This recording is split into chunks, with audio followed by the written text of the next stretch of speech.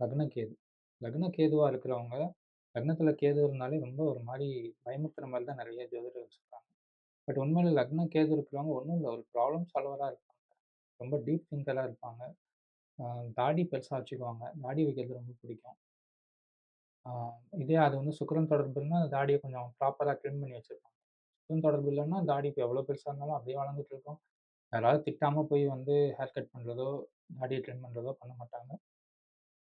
அடுத்து பார்த்தோம்னா, மத்தவங்கள புரிஞ்சுக்க நினைப்பாங்க. மத்தவங்களுடைய பெர்ஸ்பெக்டிவ அவங்களுக்கு ஈஸியா புரியும். இதுதான் வந்து அவங்களுடைய முக்கியமான குணம்.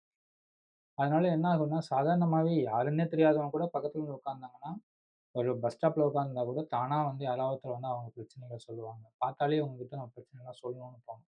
அதுதான் அந்த கேது லக்னத்துல இருக்கும்போது இருக்கக்கூடிய ஒரு அமைப்பு அது.